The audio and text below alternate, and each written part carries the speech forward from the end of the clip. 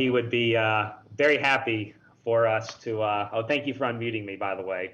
But we want to start with the quick memorial of Ken Anders.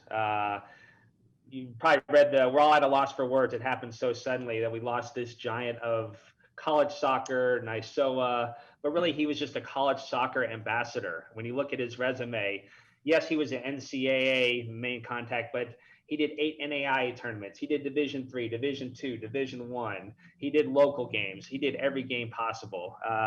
Maybe he wasn't the quickest up and down the field. I had the honor of running line for him in my early days. But you know what? He could read the game better than anyone, and he could be there when the game needed it. And when he walked on the field and the players recognized his face, everybody breathed a sigh of relief. Ken brought that larger than life presence. And we're going to remember him. We're going to miss him, but his presence is always going to be with us. So with that, we would like to take a quick moment of silence for our dear friend, Ken Anders.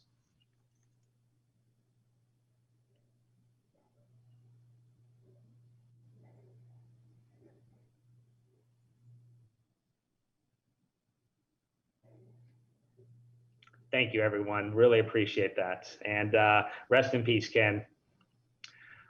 With that, we'll bring Roger and Paul on if we could. And to start things, hello, Tambo. Hello, Roger. Hey guys, how are you? Good to see everybody. So we are missing one amongst us. We unfortunately lost Lance, so we wanted to add a fourth person while Lance is not here. So Amanda Ross, welcome, and thank you for joining us. Amanda, you want to give a quick introduction for those that may or may not know you?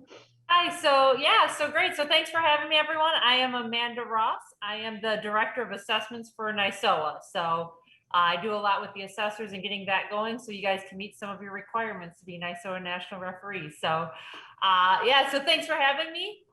Excited to help out with this. Great, thank you, Amanda, really appreciate it. So with that, our lead professor today is Paul Tamburino. We're looking very forward to this. It should be 1 hour to 1.5 hours of great information. We've all looked at the presentation. We're all ready to chime in and help. We had over 70 questions last time, so I will say we will get to questions as quickly as we can. So as always, use the Q&A channel, and we'll keep an eye on that. And with that, without further ado, I'll turn it over to Paul Tamburino. Thank you, Corey, and Amanda, welcome. So ladies and gentlemen, first I want to applaud Lance and Corey and Roger for the last session that we did. I thought it was done very, very well. Obviously, we got a lot of positive feedback, which is really, really good. For those of you who know me, I am very direct. For those of you who don't know me, you will know that I will be very direct tonight. So, we've been involved in this game, for a combined number of years, probably, over 200 games, 200 years of experience just of this panel alone, maybe more. So this is what we do. And we want to make this game better, not only for us, not only for NYSOA or the Elite College Group or anybody else. We want to make this better for the student athlete experience, and we want to make this better for you. So this is what this is about. It's managing the modern college game, and the game has changed. And the problem is that, all due respect, when I say the word "you," I'm not talking about one individual. I'm talking about referees, college referees in this country. So I apologize in advance. I'm not picking on any one referee, but we need to update our game, because, Roger and I, more on the front lines, we deal with the coaches every single day. And we hear and see the problems that we're having. So we'll kick this off, and we'll see how this goes. I also want to recognize Ralph Polson. Ralph's going to try to join us later. Ralph Polson is the retired coach from Wofford University. past president of the National Coaches Association, and he does camps and speaking engagements now. So Ralph helped me with this presentation. I applaud Ralph for helping me, and he's going to try to join us. He's got a camp that ends around 8:30 or so. So he's going to try to join us. So, all right, Doug. So this says it all. We referees are behind the 8 ball when it comes to today's game in the modern college game. We are behind the 8 ball. So, and as this presentation will show, is that where we need to improve. And you as referees must adjust your game. You have to adjust your game. If you do not adjust your game, the assigners in this country will have difficulty assigning you to games at a high level, because these are high level games. Sorry, Doug, I'm having trouble seeing this whole screen here.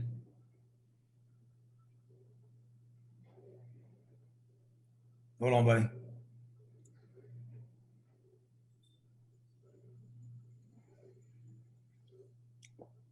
Doug, I don't see the whole screen.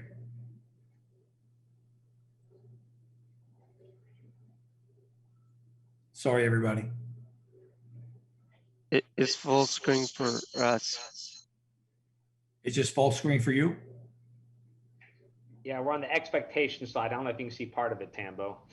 Yeah, I can, but it's not, hey, look, I'm an old guy, All right. I'll do the best I can here because it's just full screen for you. Wow. Okay. So, Doug, we can't get this full screen? It is. It's on your end. Hold on. Got it. Thank you. Okay. Where'd it go? It's just the next. Okay. So the expectations. All right. The expectations, obviously, look, I'm not going to, read this whole thing, but the biggest thing is we need to understand, today's collegiate game. The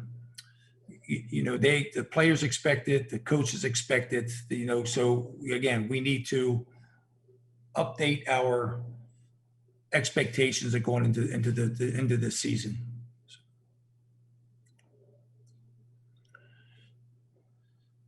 So the biggest change in college soccer over the past 5, 6, 7, 8 years, okay, the biggest change is, the international player. So we need to understand the different ethnicities of what those international players come here. So that's what has changed. If you look back 15 years ago, maybe not even that long, when there's certain conferences that dominated the soccer world in college sports. That's no longer the case anymore because of the influx of the international player. Here's just some ideas of what the international players bring to where we are, and I just picked a few of them. So and I tried to cover D2, D3. So you can see it here. Pittsburgh. Obviously, it's one of my teams. They have 16 international players. Bethany, a Division III team in West Virginia, 18 international players. Slippery Rock, again, up in the Western Pennsylvania area. 7 international players. So the trend is that there's more and more international players involved in our collegiate game. If you look on the women's side, you can see what happens here. Florida State has 9 international players. Bethany doesn't have any. Clemson doesn't have any. Northwestern doesn't have any. Pittsburgh 5, and Southern New Hampshire Division II has 4.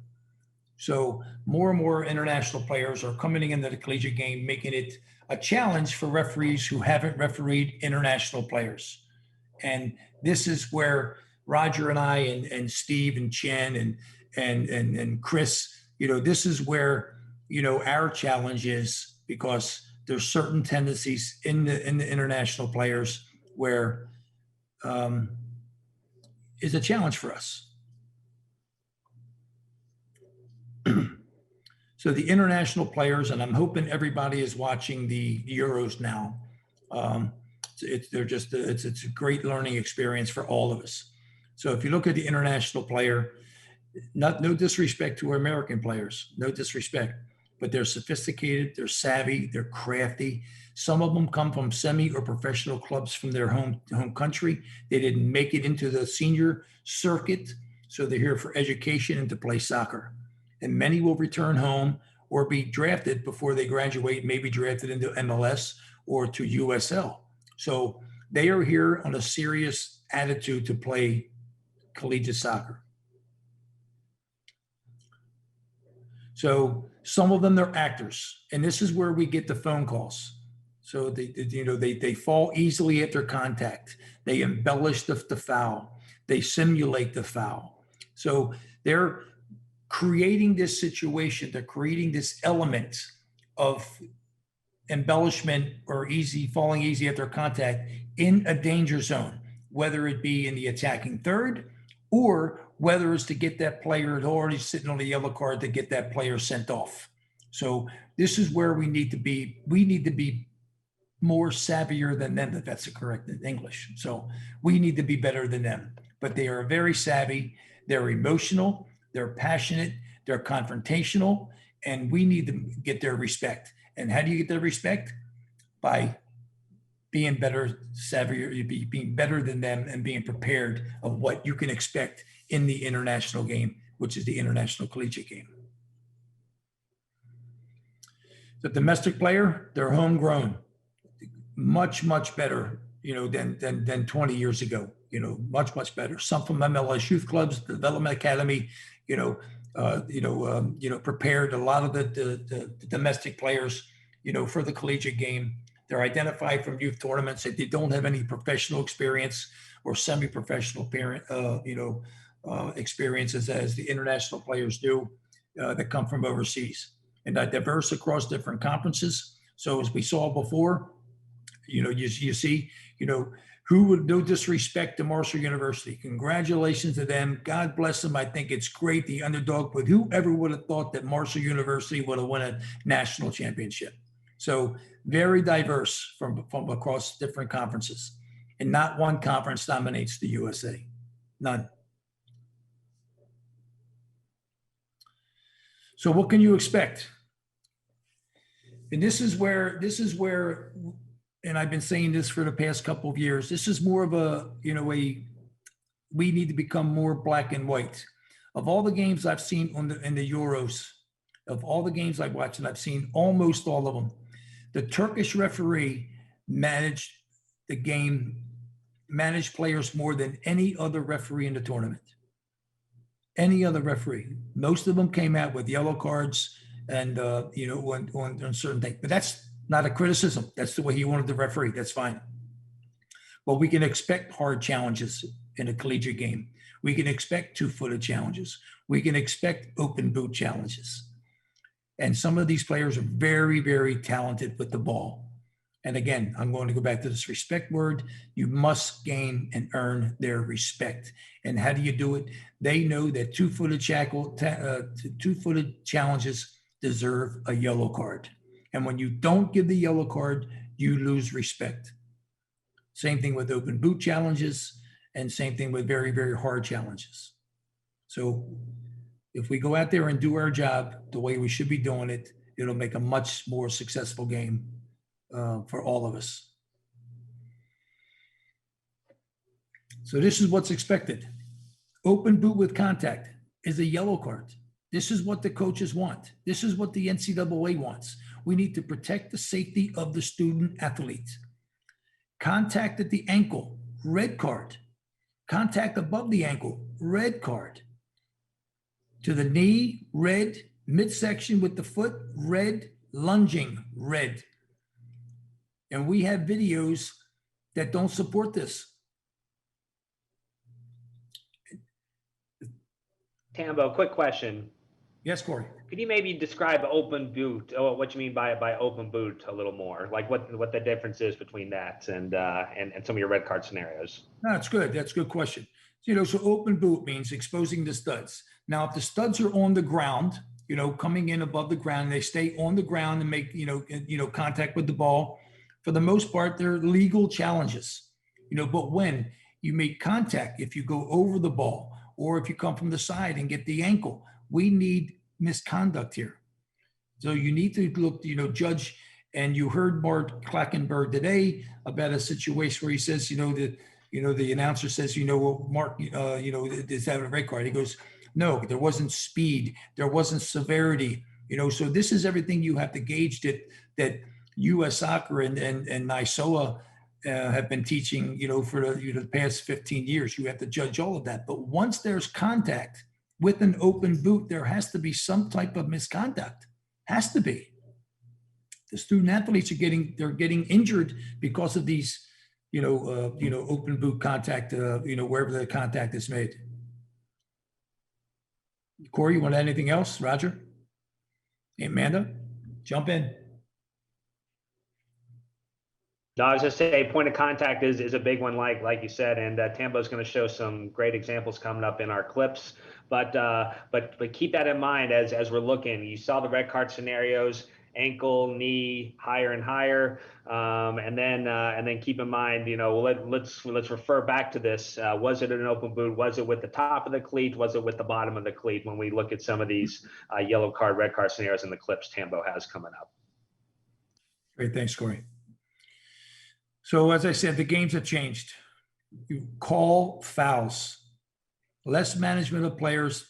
And this is what I hear from referees all the time.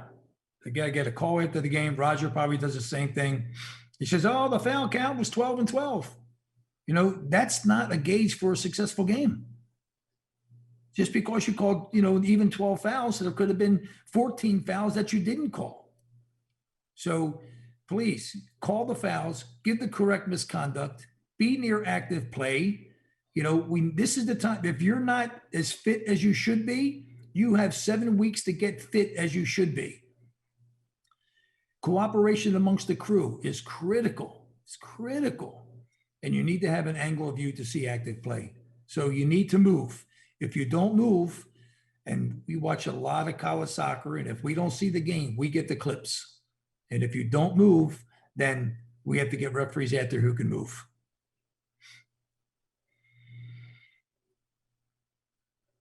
So here's a couple of clips we're going to see.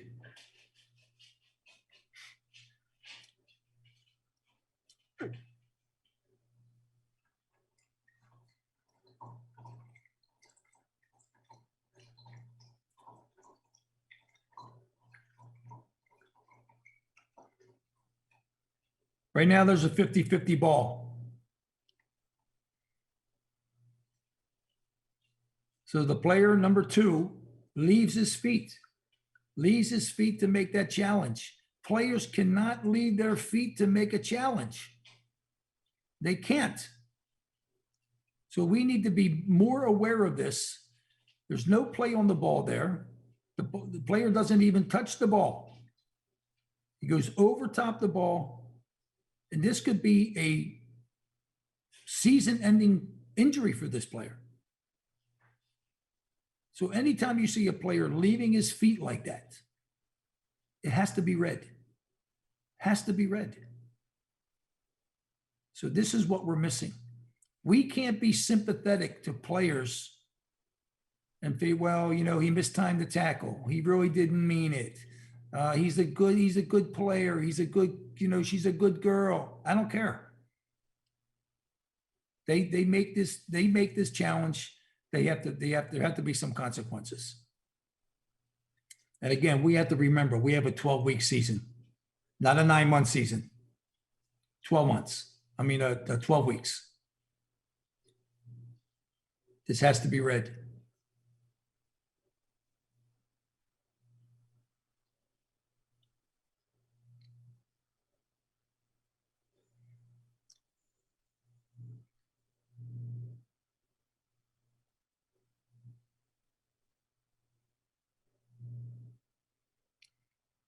This is where reading the game the whole time. The pit player thinks there's a foul here. Regardless, it doesn't matter if it's a foul. Referee doesn't blow the whistle, so it's not a foul. And this other player in blue takes offense that it's not a foul. Referee's in good position. He's close. And then he makes the lunge at the player. Again, speed, as Mark Klettenberg said today, speed, distance, point of contact, lunge. This is what sells the red card. There should be no hesitation here. None. Student athlete safety is paramount. That's the result of the challenge.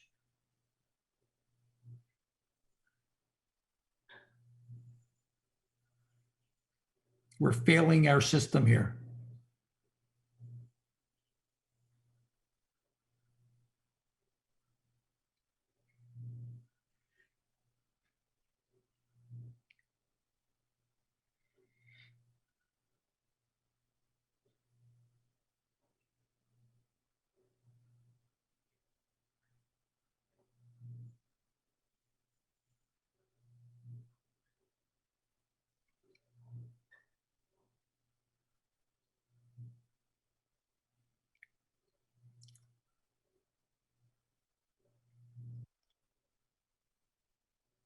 Regardless of the time of the game, it doesn't matter if it's the first minute or the 16th, 30th, the score's 8-0, it doesn't matter. This is always a yellow card.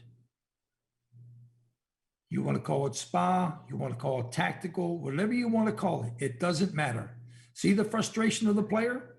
If good players can't play, they get frustrated. Why are we rewarding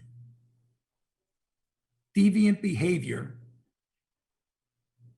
and not rewarding the talented player?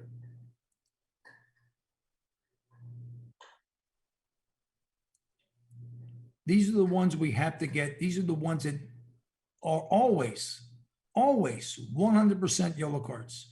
If you don't give the yellow card here, you lose respect from the players, the coaches, the spectators. They all know it's a yellow card. So it doesn't matter the score or the time. Stopping attacking play. We talked about SPA. Severity should not be a factor. So regardless of the incidental contact that you may say it didn't really mean it. No. It's still a yellow card. It's mainly in the middle third, sometimes in the attacking third. Regardless, it equals a yellow card. Hey, Tambo, we have one question if before you go to the next clip that maybe that Amanda just spotted. Amanda, you want to take talk about the question you have there? Sure. So Paul, the question we have that came through on the chat. So what considerations should be given when we're talking about a follow through the normal course of play kick that results in contact with cleats? So what do you think we should be thinking about in terms of the modern game with regards to that? So a normal course of play kick, maybe even wins the ball, that results in contact with cleats. Yeah, that's a good question. Who did that come from? Michael? Did that come from Michael? Yes, Michael. Yeah, Mike Crump. That's a good question. Look, there's a lot of considerations that fall into place here. Okay, but again, I think the major thing is the player safety. That's the biggest thing, the player safety. If that person comes with an open boot and just say that there is an advantage, if that's what you're thinking, there is an advantage. You can always apply advantage, but you must come back and caution that player. So again, I don't want to say it's simple because it's not simple because the game is so fast now. But when you see open boot tackles, you need to reevaluate and say, okay, well, is there contact? Is it over the ball? Where is the contact? Where's the mode of contact? Is there speed? All these factors come into it. But you cannot go wrong by giving misconduct with an open boot that makes contact. Can't go wrong. We can defend that left and right all day long. It's when you don't give it, we have trouble defending.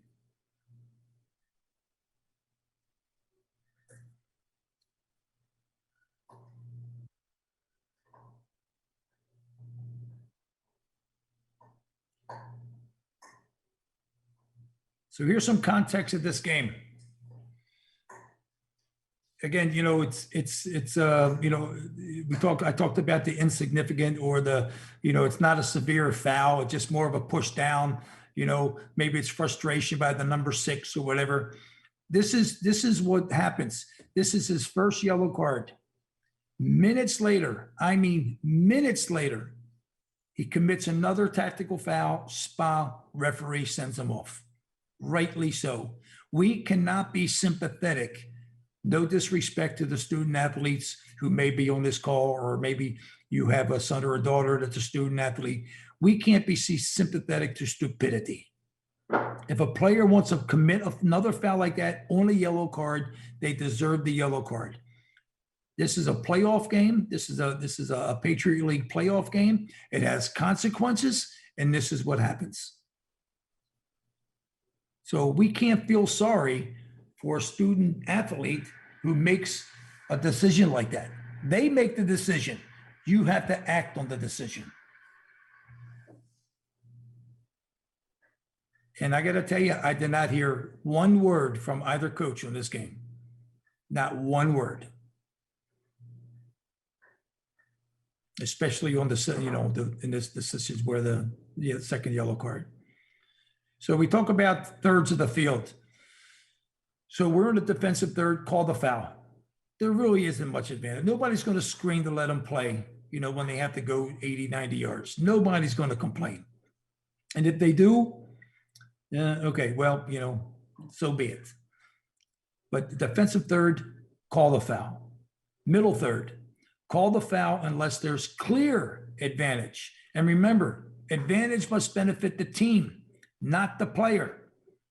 And if you look at the Euros, and I'm hoping everybody on this call is watching the Euros, or some of them anyway, there's hardly any pressure in the defensive third. Everybody's in the middle third waiting for the ball to come to them.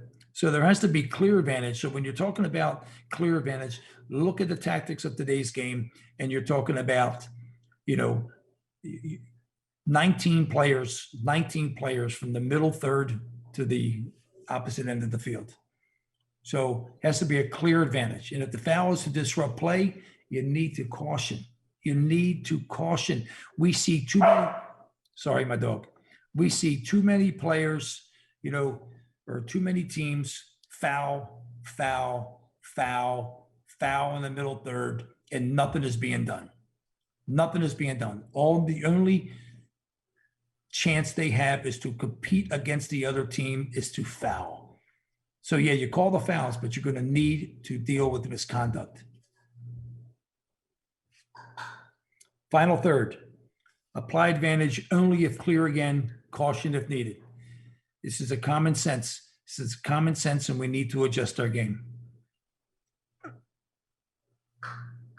What is expected? This is what coaches scream about the most. Fouls that are late. We need to think about a minimum of caution. Fouls that are off the ball, minimum caution. Fouls from behind, caution. So this is what's happening in our game. So it's not hard to, it's difficult for us to watch games and see these types of things that are not being dealt with.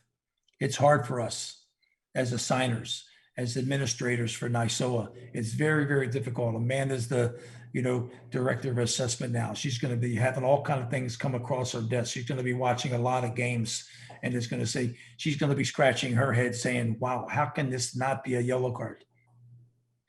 And when we don't have these cautions given, this makes it difficult for bench misconduct, makes it difficult for the fourth official, because now he has to listen to the coach scream that why these aren't fouls and or cautions. So that just puts another facet into the game where we don't want. Hey, Tambo, I saw Roger nodding a lot on that last slide. I think you really like what you put on there. Roger, you want to make a few comments on that last slide Tambo had? Yeah, Tambo is absolutely correct. And at the end of the day, the bottom line is what is expected.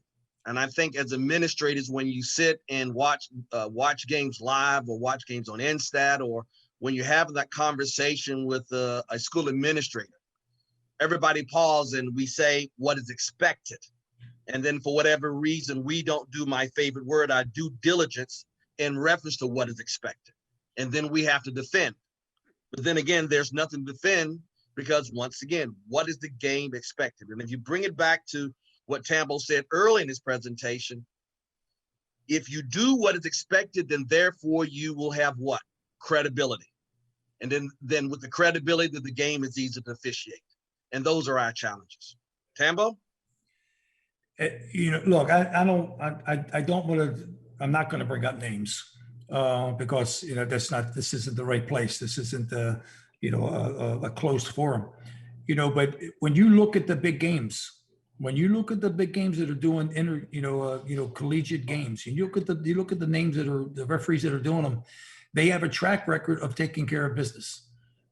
So yeah, did they make mistakes? Yeah, sure. We all make mistakes, but again, the NCAA keeps going back to these referees because they don't want to hear a lot of grief, So the same thing with Roger and I and Steve and Chris and every other assigner out there as well. If you don't perform the way you should perform, then you're tying our hands. And I hate to be blunt, but you're tying our hands.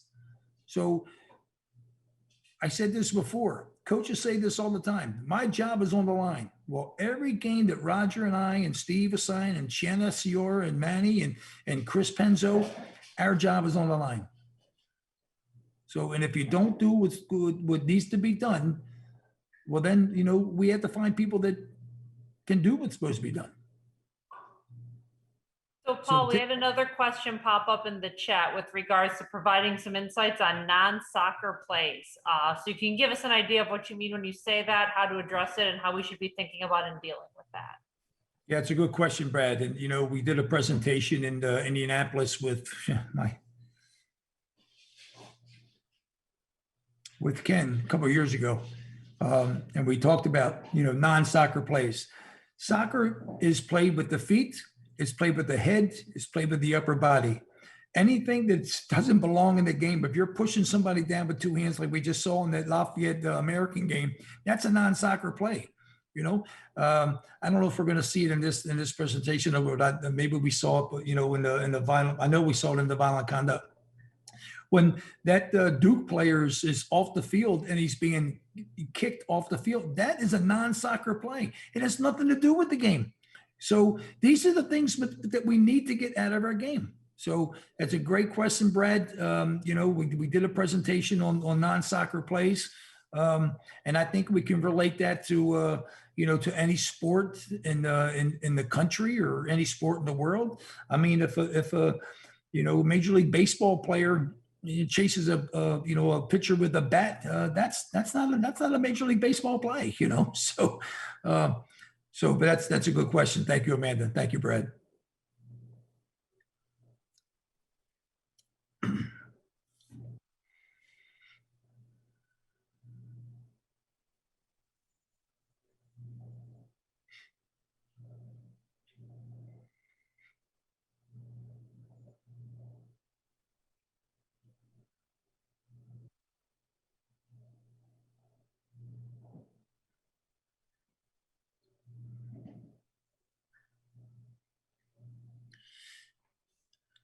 So we talk about this. These are the ones we don't want managed.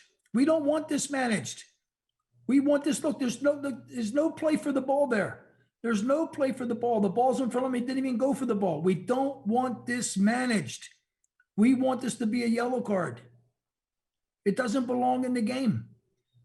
It does not belong in the game. This is one of the rare ones. Well, yeah, it is in the defensive third.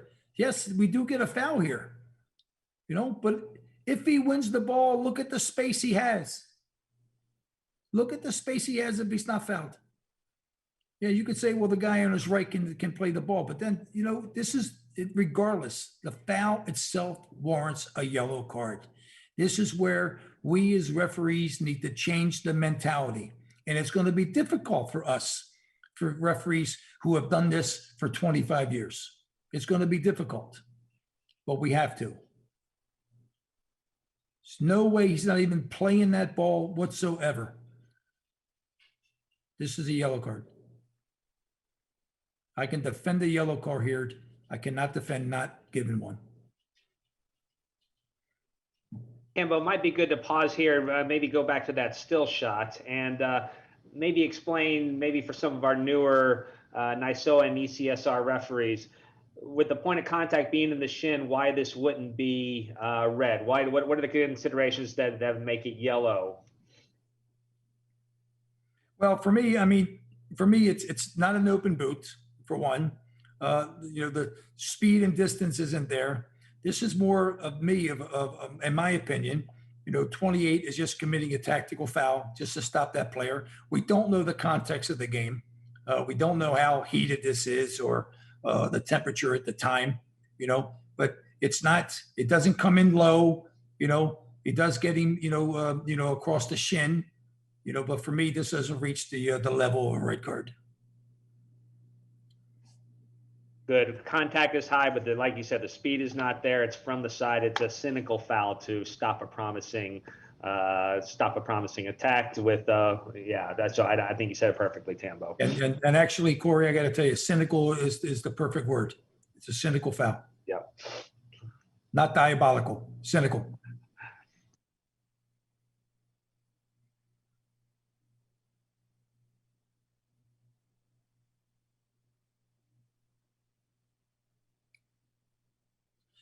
This is a head scratcher for me. I got to tell you, this is one that I'm watching the game and I have I have restraints on my sofa, where my hands are bound that I don't throw stuff at the television. I cannot believe that this is not a yellow card. I mean, he has no opportunity to win the ball. The ball is not even there. It's not even there. How can this not be a yellow card? Why are we being kind to people who make tackles like this and challenges like this that can injure a player and put him out for days or weeks? This is what I can't understand. Roger can't understand it. Corey and Amanda can't understand it. This is a yellow card anywhere in the world, but it's not a yellow card in college soccer.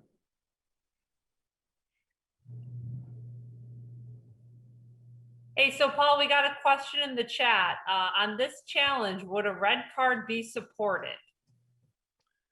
I emphasize supported. Yeah, no, I think a red card would be difficult to defend.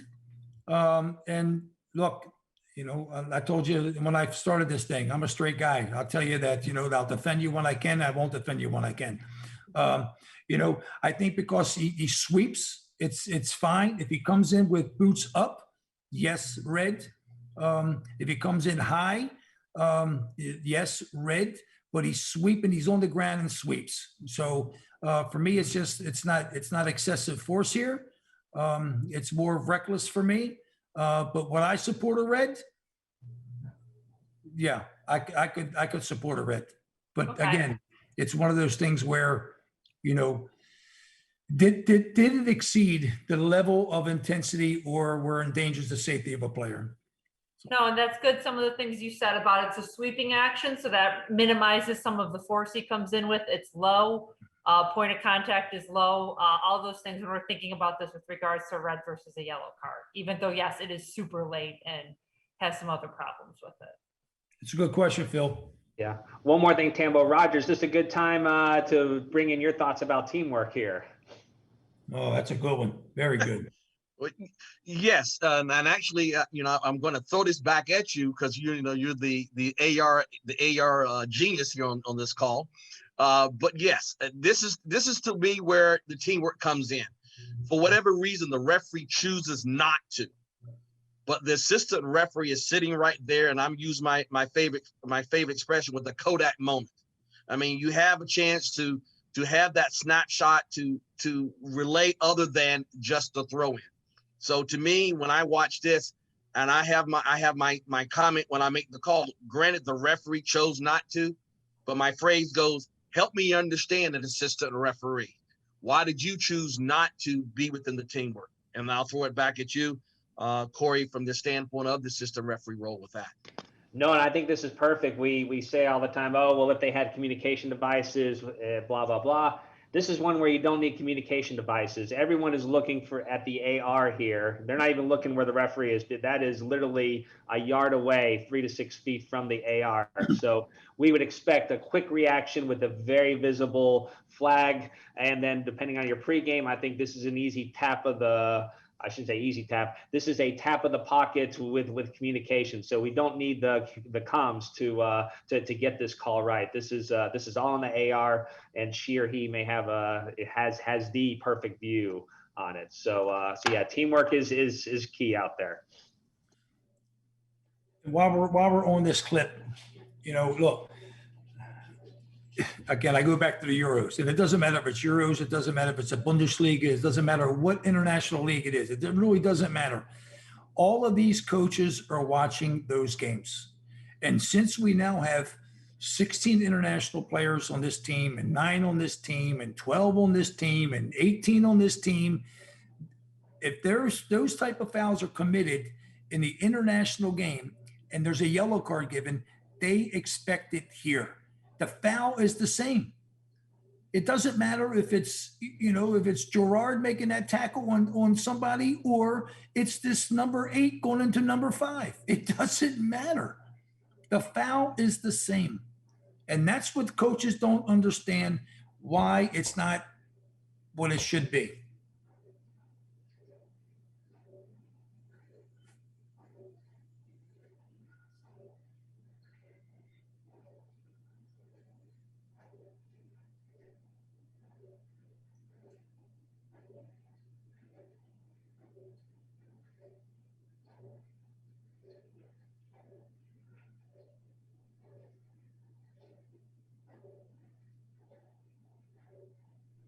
This referee feels that it went overboard and was excessive force.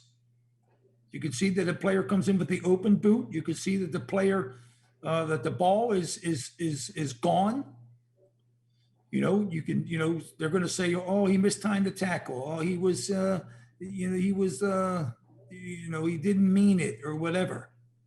They put themselves in those positions. When you put yourselves in those positions to make contact, make a challenge like that, there's consequences.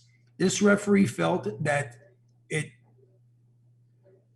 was excessive force with, intent to, harm, and he sent them off. We can defend this. I have no problem with the red card. No problem with the red card whatsoever. I'd rather see the red card than no foul or a talking to, and say, don't do that again. There has to be some misconduct here. And anybody can jump in and whatever, Roger or Corey or Amanda, or if anybody's going to say, I can defend the red card here. No, Paul, I think the point you made was right, that when a player comes in with the studs exposed like that, that player has taken a risk. So like you said, in the referee's judgment, if that is making contact over the ball, that's a lot easier to support than possibly another type of a situation, than, like you said, a talking to or anything else with regards to that. I mean, I can't speak for Roger, but I asked coaches, I learned this from Herb Silva many years ago. Ask the question. And my question to the coach always is, if that's your player, you want a red card? He's going to say, yeah, every single time. Absolutely, I want a red card. There you go. It's a red card.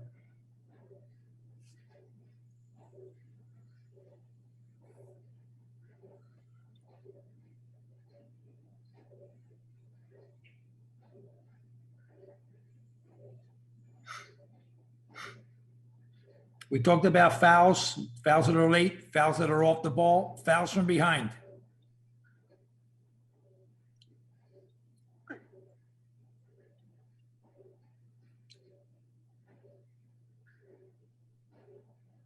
So these are the ones that we want to get. These are the ones that need to get addressed. These are the ones that need to get misconduct. And again, in the attacking third, player can't see the defender coming. Ball is away, and it's a late hit, and it's from behind. This is a yellow every single time. Every single time it's a yellow. If we want the beautiful game, and again, I'm sorry to keep going back to the Euros.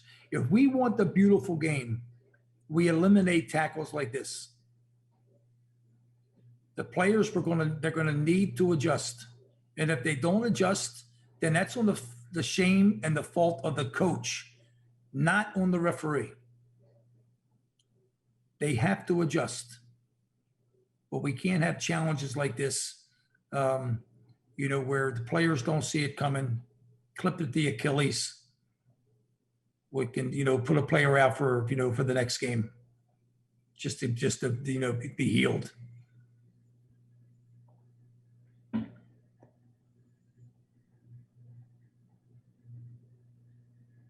We have a question, Amanda? So the question in the chat, so we're getting a lot of, there's a lot of myths, facts or myths. Can schools blacklist a referee for too many cards with the idea that schools are charged monetarily for cards? Can this actually happen? Okay, let me address this a couple of things. And Roger, you can jump in here too. Schools are charged monetarily? Right, for cards. I don't know what that means. No. Tambo, I'll piggyback and you circle around. Yeah. So first thing, and this is to me where I bring my Ken Andres portion into this, okay? We have one thing about Ken's passion on the officiating side was the knowledge of the rules and to apply the rules. So as we go through this PowerPoint and Tambo's presentation, the thing that you have to have a clear understanding is the rules. So from the monetary aspect in collegiate soccer, there is no fine that a institution is because of cards. There is something called accumulation based on X amount of yellows and reds. In reference to blacklist, let me be very, very clear. And Tambo, you can jump on this. The NCAA prohibits any official to be marked off for any reason. That is the NCAA policy. So therefore, once again, if we simply apply the rules and interpretation, you don't have to worry about getting blacklisted because you're doing what? Your job and your due diligence with this once again. So yes, let's say in the early 80s when I was a lot thinner and these books behind me were VHS tapes, you're absolutely correct. Yes, you can bring up those arguments. But now in 2021, no, you're not going to be blacklisted because you issued too many cards or for any standpoint in collegiate soccer. Tambo? Yeah, the only thing I have to say is that, Roger's absolutely spot on. The rule is, but, sorry, 1 second, my dog just disconnected my computer. The one thing I will say is that if I remove you from a game, if a coach calls me up and says, look, I'd rather not see that referee anymore. If I remove you from a game, it's for your benefit. Why would you want to go back there? I'll get you another game somewhere. I'll move you from, New Jersey to New York or whatever the deal is. So again, coaches, their jobs are on the line. I get it. Their jobs are on the line. You may not believe that. And, it's not one game that gets them fired. Okay. But if I remove you from a game, it's for your own benefit to say, you know what? I better not, let's not go back there. I'm going to send you down to Maryland and do this game. So don't take offense. Don't get upset. Because look, we've all been there saying, I don't want to see Tamburino anymore. We've all been there. It's okay. I don't want to go back. It's fine with me. So, but no, technically they clamp up all you, and anything that happens when a coach sends to me and says, I don't want to see Roger Morton anymore, I reply saying the NCAA has a policy of not blackballing referees, and I copy my boss. I said, you can speak to Corey Rockwell in the league office and let them weigh in. And the league office always comes back and says, nope. Can't blackball a referee. And And I I'll say, oh, sorry, Roger. And then I say, well, okay, well, I'll keep you off my game in the Patriot League. But then he goes to Rogers' game in the Big South and he sees the same ref. That's out of our control. So anyway, sorry, Roger. yeah, and I'll echo the only time that I am remove you from a game is unfortunately if I go watch a game and the video and the staff comes and review the game and you fail to once again apply the rules of the game or there's what we call what the game expects and you're talking and there's late challenges and once again you fail to act. So that puts us in unusual situations, not because that you've given too many yellows or there's a red. It's unfortunately where you didn't do something, where you had a call or something like that we can't defend. So that question comes to us, then we may move you from that standpoint. Okay. So, and actually, we just had a question come in about the last clip that I'm going to send to Mr. Rockwell to answer, Professor Rockwell to answer. So in this situation, it appears if the AR makes eye contact with the referee and he's seeing no response from the referee, what should the assistant referee do in that situation? Another good question.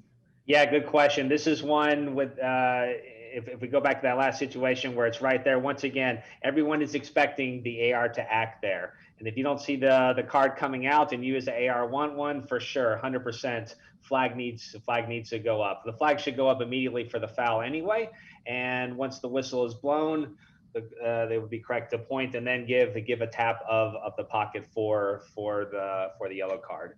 Other places on the field, it's a little harder to sell you, and of course, every situation is different. Balancing the insist versus assisting, that will come with experience. But speaking specifically to that last to the North Carolina Duke situation, where it's right there, that's one where I would say the flag would go up, and you give the information necessary there. And just to piggyback off of what Corey said, the reason the referee may not be reacting is because the assistant referee doesn't, and it's right in front of him.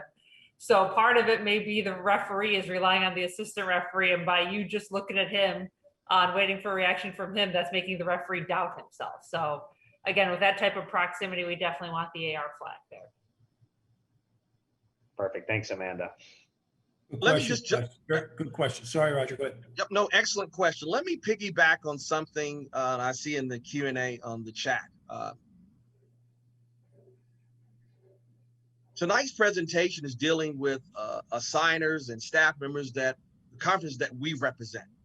So when you talk about blacklisting from other conferences and other assigners, we can't speak from that standpoint. The only thing that we can speak from is actually what we say, again, the policy of the NCA. So if you do work with another assigner and that's the process, that's the process. But so I don't want to be an absolute. The only thing we're going to do is give you what we call the NCA interpretation and our interpretation as conference assigners and representative of the organization. But to say across the board that this does not happen, I'll be crazy to tell you it doesn't. But as Tambo, I'm just a straight shooter, just like anybody else. I can speak for the conference that I work with, and Tambo can speak for his and the different assigners. So I hope that answered the question. And I see keeps coming in the chat about blacklisting of coaches with referees. Good, Roger. It's good. I like it.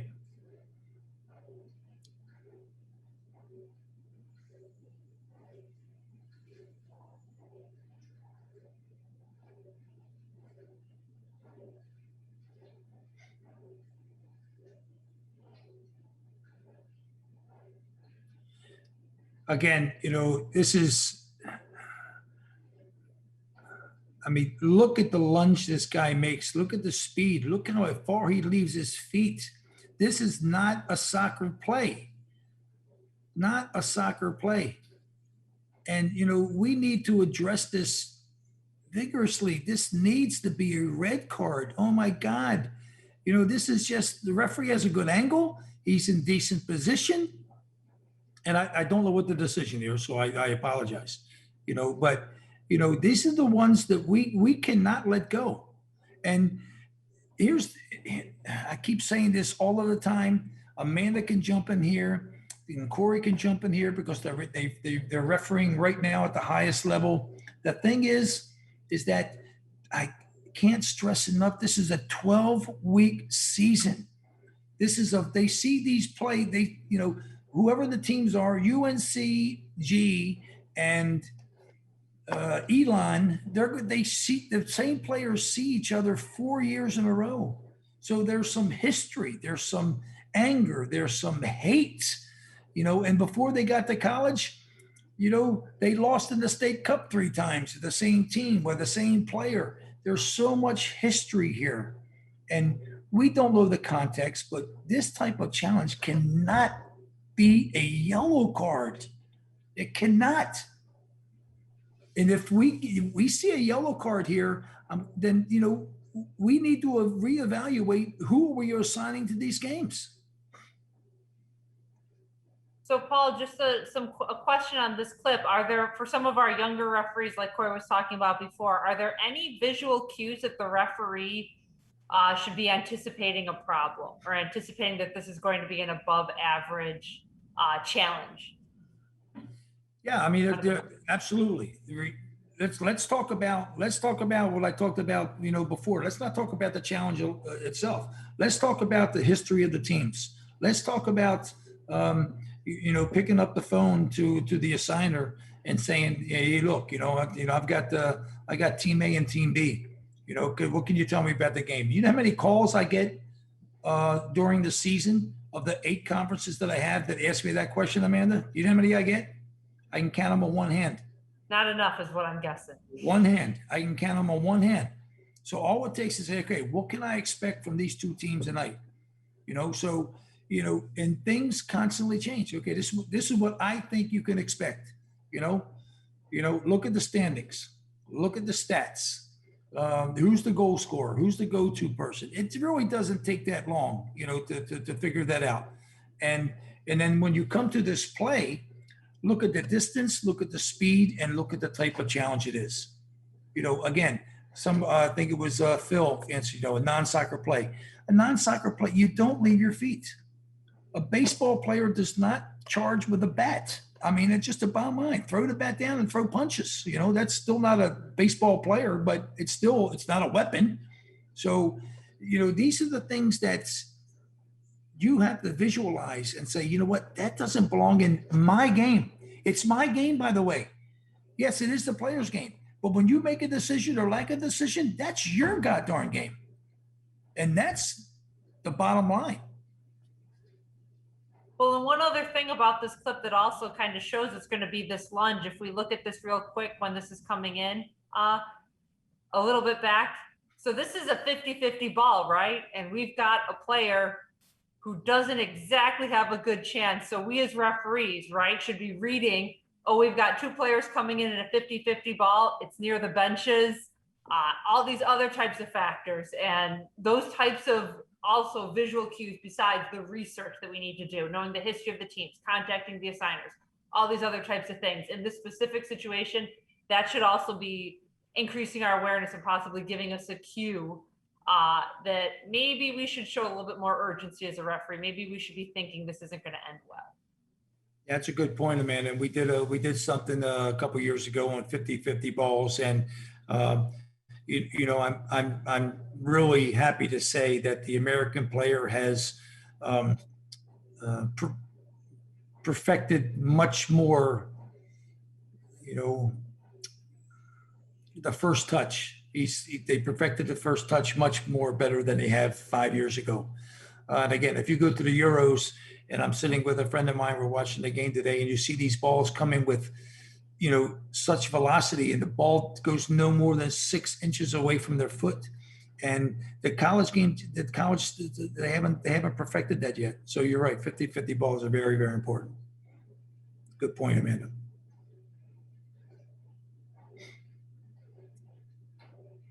So mass confrontation equal and multiple players. I hate to say this is going to happen more. This is going to happen more in our collegiate game. And do not confuse the questioning a decision in an appropriate manner with mass confrontation. It is occurring more often for sure. You need to put a stop to it. I put down there caution immediately. That's entirely up to you. But when it's continuous, of surrounding the referee, then you need to take some type of action. So I'm not going to tell you that it's just black and white. You caution immediately. But if it continues to happen, and now we have so many players who may not respect the referee or may not, just like the way you're calling the game, it's going to happen. It's going to happen more and more often. And as Lance and Corey mentioned in the last presentation, I think you'll see. I hope I'm completely wrong here, but I think you're going to see more and more referee assaults. Not bad assaults. I mean, pushing the referee and chasing the referee, and so I think you're going to see more and more of that. And the only way to stop that is to, get this mass confrontation out of our game. It's going to happen. Nobody's going to like your decision. Somebody's not going to like it. Just the way it is. So, bench behavior. I mean, this is, I can't speak for Roger, but we should not be getting phone calls. Look, referees make mistakes all of the time. All of the time. It's okay. It's part of the game. It's one referee on an 80 by 120 field with the assistance of two referees who are trying to keep all sides in line on a very, very, rapid pace game. We get that. We get it. But when I get phone calls of saying, we have three coaches on the other side of the bench, screaming and hollering, and now I get to see that the calls start to influence the people that are screaming, we have a problem. We have a problem. So we're letting this get out of hand. And I wish Ralph was on tonight. He just talked about this. He was a NCAA site rep for the games in North Carolina, and the fourth official ignoring irresponsible behavior. He had to get up. And get between the two coaches. So we don't have an NCAA rep at our conference games or our non-conference games. But the referees are letting this get out of hand, and I'm blaming the referee. I'm not particularly blaming the AR or the fourth official, because the referee needs to give clear instructions of what he wants. And I do not want to get calls of saying, well, they're out of control. This and this, because if they're going to start screaming, I'm going to start screaming. And then you have nothing but a crap show. So the senior referee not enforcing responsible behavior, the fourth official is ignoring it. We need to address this. A warning needs to be given before dismissal. And I've always said I do not want to see anybody dismissed. But if you don't send a warning, you will become the fourth official. I'll take your whistle away and make you the fourth official in the next game. You want to lose a game? No problem. And if you don't want to be the fourth official, you won't get another game until you become the fourth official. So Paul, a question that's coming up in the chat with all this training we've been having the last several weeks, how up to speed are the coaches, as we're talking about coaches' behavior and bench behavior? How educated can we expect them to be on this is a yellow card, this is a red card type situations? Not that I don't. Appropriate behavior for them. Not that I don't want to answer this. I will defer to the rules expert, Roger Morton, of what the NCAA says about bench behavior. Ken Andres, where are you when I need you in my life? So, he's with you, brother. He's with you. Yes, he is. Yes, he is. No doubt about that. So two things. Excellent question. So what will happen is, and this is something not just at the NCAA, one thing that I know the ECR will do is that we will have at the end of the year, beginning of the year, for all the coaches to come on, and we will do a one-on-one with our coaches. Well, just like this seminar that we're doing. In reference to the bench conduct and the bench conduct and this information will be a point of emphasis. The NCAA committee just met recently with some points of emphasis that they're relaying to the coaches.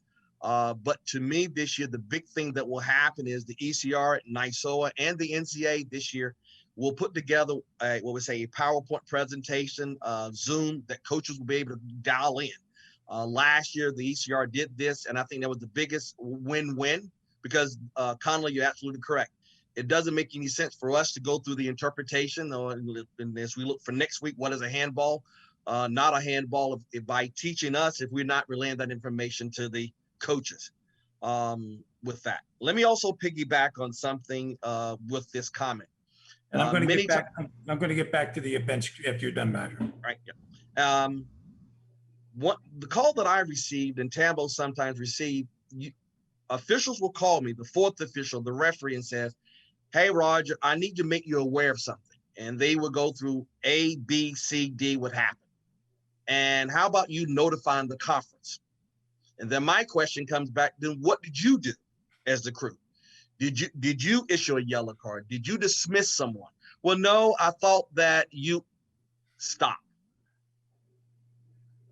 I haven't, and Tambo, correct me if I'm wrong, and Corey and Amanda, I have never had a situation where we dealt with misconduct on the bench area that a conference came back and said, you know what, guys, you're wrong. We're overturning the decision.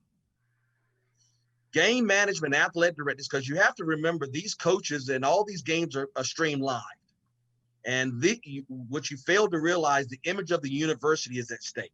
The comments are coming, some of the mics are at midfield. Once again, that is being streamed and the F-bombs are being dropped. And then the telephone calls, Roger, what happened? Or a referee or an assistant referee will call, blah, blah, blah, blah, blah. If you do, once again, my favorite word, your due diligence and apply the rules, we will support you. You will, as I said, I haven't had a chance yet to tell a referee you're wrong, or the conference of the Southern or the Big South. The question is, why didn't they do something?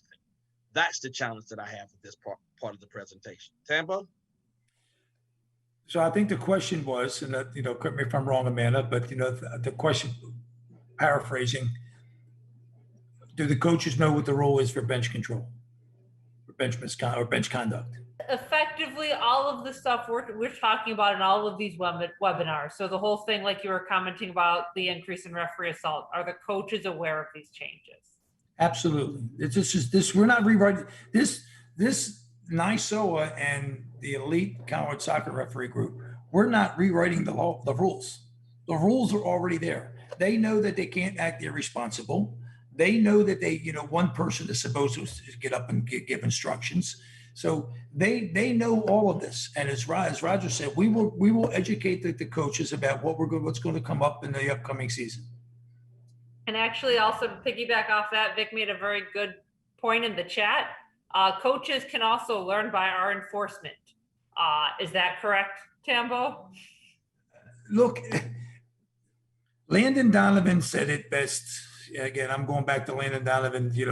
I hate to date myself, but we had a panel with MLS and a panel of 7 players, and somebody asked Landon Donovan, well, how come you dissent to the referees? How come you complain to the referees? And Landon Donovan said, because you allow it. If you allow it to happen, it will continue to happen. So again, I don't want any coach sent off. I don't. Oh my God, no. Because it goes to the AD. The AD is going to pull him into the principal's office. The guy could lose his job.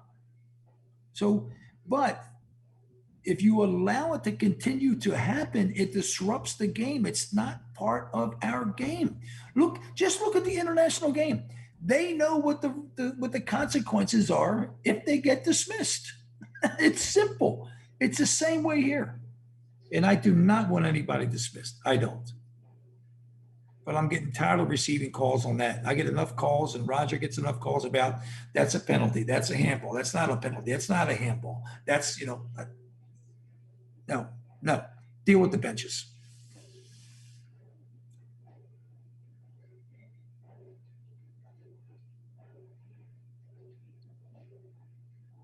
Do we have sound here?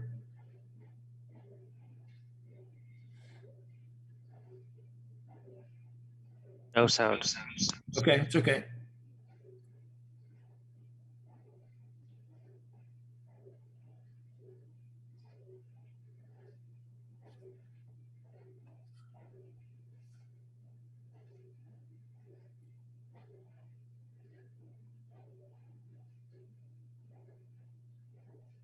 This is 43 minutes into the first half. Oh, wait a minute. So there's no fourth official. So he goes over and gives the warning.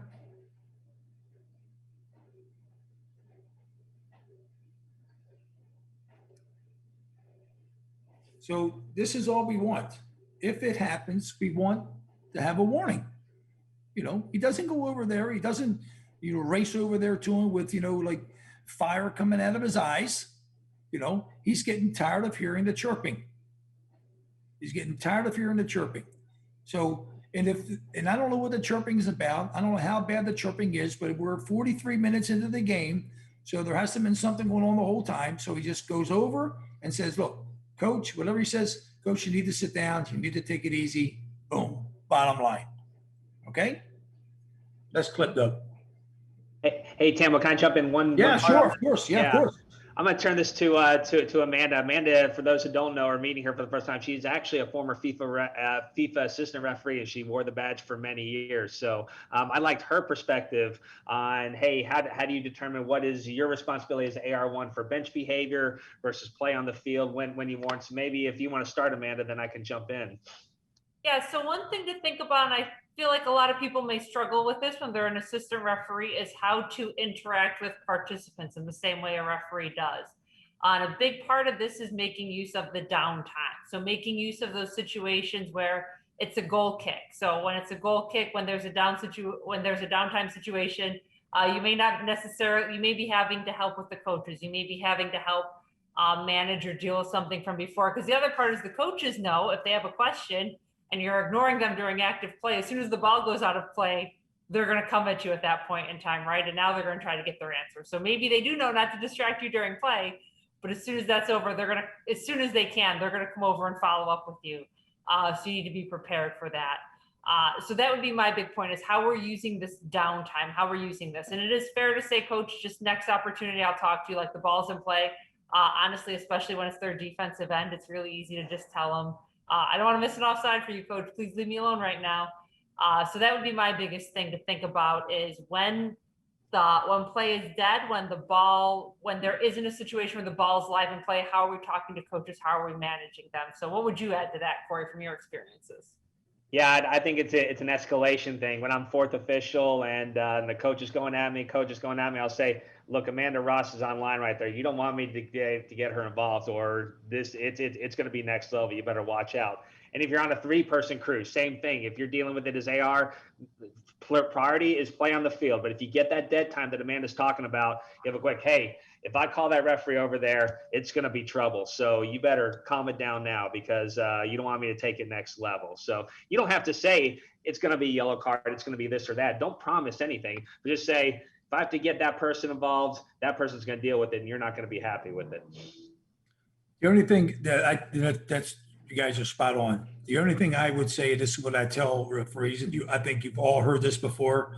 Maybe Amanda has it, but I always tell my referees, and I always tell my coaches, is that you are not to be disrespected. Referees cannot disrespect you as a coach, and you cannot disrespect referees as a referee. You can't. So it can never be a you. It can never be a you. So good information from Corey and Amanda on what to say, and and certain deliveries, and it's all about the delivery, by the way. Look, I've had a had a long career, and it's all about delivery. And once they say you, that's an issue, So it can never ever be personal. So the second part of this clip.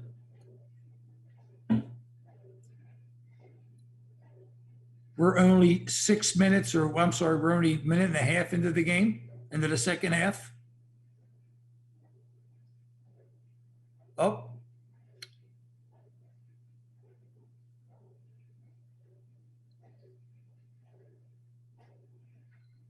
What can happen in, my math is bad, what can happen in, was that 37 seconds, where the referee, where the coach is going crazy? So this carries over from the first half, and the referee finally deals with it. And there's nothing else left. There's nothing else left. Especially when the referee is right and there's a foul. there's a foul. Just got to talk to the referee and let him remind him where his yellow card is. So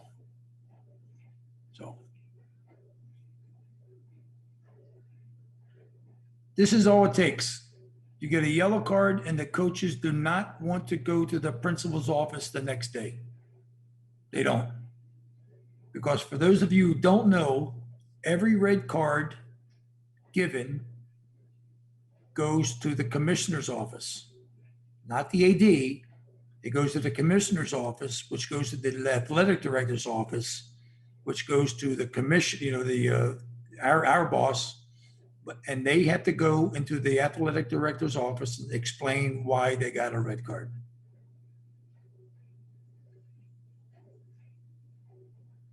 And actually, I will add piggyback on that. Depending on certain conferences from the NCAA standpoint, it also go to the chancellor and the president of the university. Ooh, that's a bad one. Okay. So depending on how the conference is set up, I know for a fact some of the D2s, some of the D3s, it actually goes also, the copy of the report goes to the president of the chancellor of the university. Roger, Tambo, quick question that we got in the chat, talking about managing the modern college game.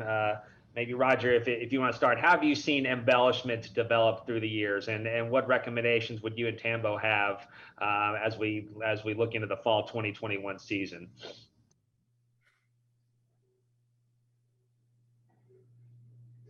Technology at its best. Sorry about that, Corey. I actually had you on mute, so I couldn't hear you. Can you repeat the question? No, that's all right. I get that a lot. No. Or Tambo, if you piggyback one and I come back two.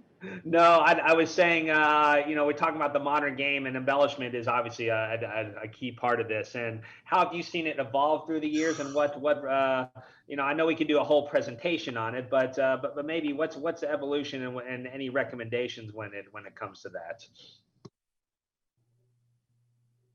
My first gut response is that it has to be dealt with. Okay, it has to be dealt with. And I think when you talk about the modern game, as I said, luckily watching the MLS game last night, the takeaway that I walked away with is reference, everything was dealt with.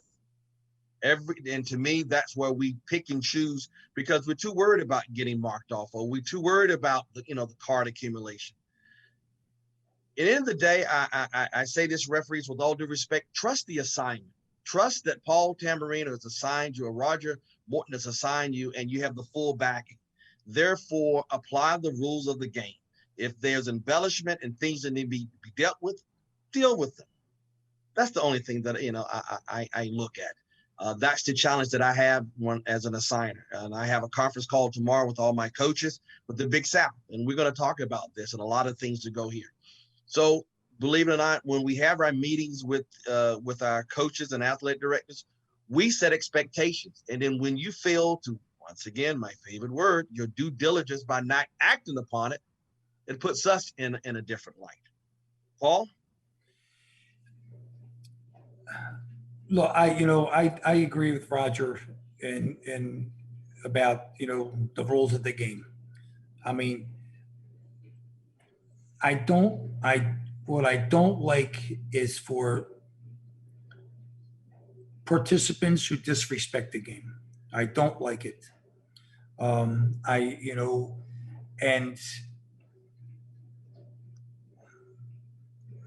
coaches now,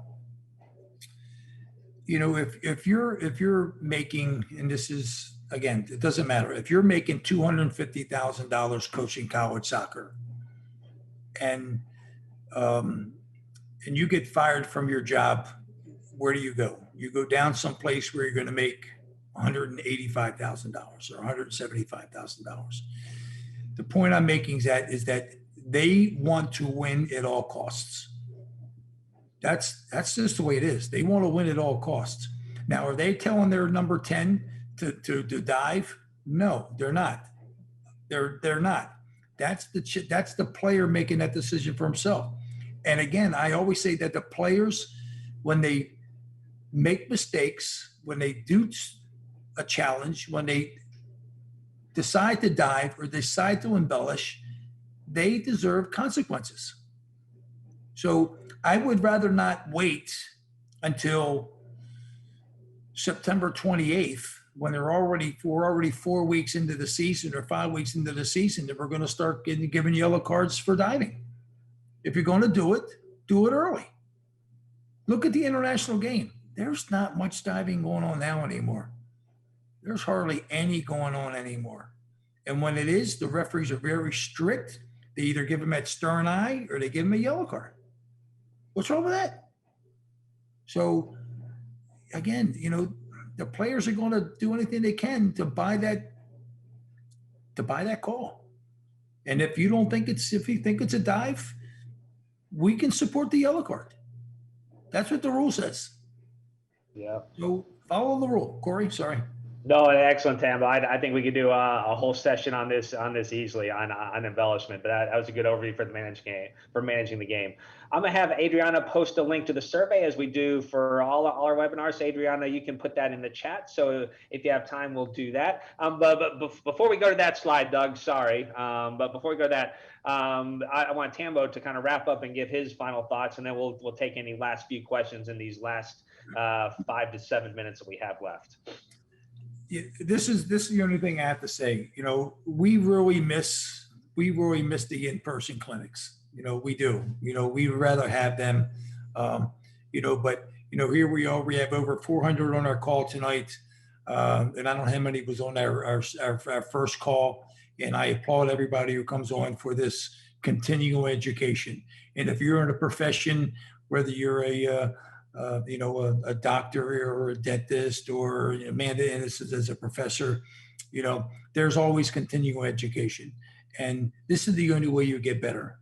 And again, I don't want to apologize for myself being so direct. But with my track record as a referee, my track record as an administrator, that's the only way I know how to be. Ken and I had terrific discussions, about, the collegiate game, and I refereed a few games with him, and he's just as passionate as I am about the game, and as Roger, and as Corey, and as Amanda, and we're only trying to make this game better. Corey's a young man, Roger's a young man, and Amanda's a young woman. And, they're going to be picking up the pace here, for some of us people who are getting ready to move down to Daytona Beach and sit on the beach for, 8 hours a day, so, but I want to applaud everybody who's been on the call. Please continue to be, on the next few calls, and see and learn. We're here to learn. We're learning as administrators. We're learning every single day. We learn from our coaches. Our coaches are smart. They are so goddamn smart, and we learn from them every single game. And watch the games, watch the college game, watch the Euros, improve your game, strive to be better, and you're going to make it so much better for everybody if you do. So that's the words of wisdom for tonight. So, and God bless you, Ken.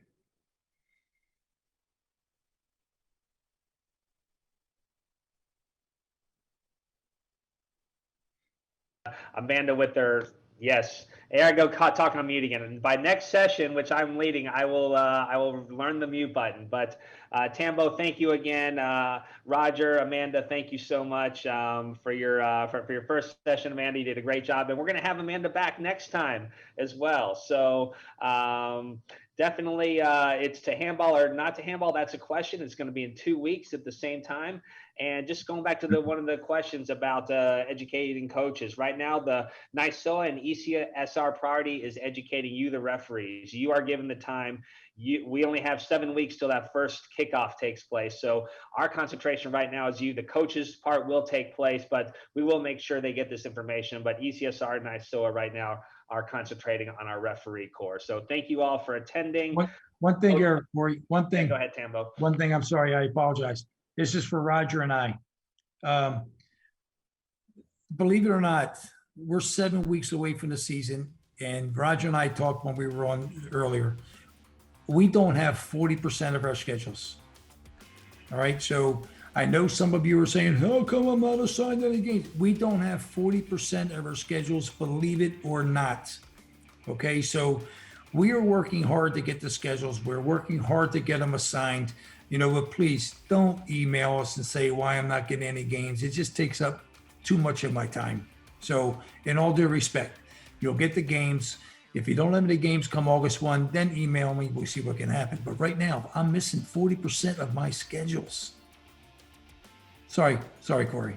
No, perfect ending. Perfect. So once again, thank you for the tribute to Ken at the end. Also, Tambo, like I said, I'm going to learn how to press this mute button next time and unmute it.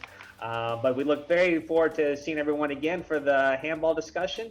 And with that, we'll sign off. Good to have you, Amanda. Take care of yourself. Talk soon. Bye. Thanks, Doug, Lana.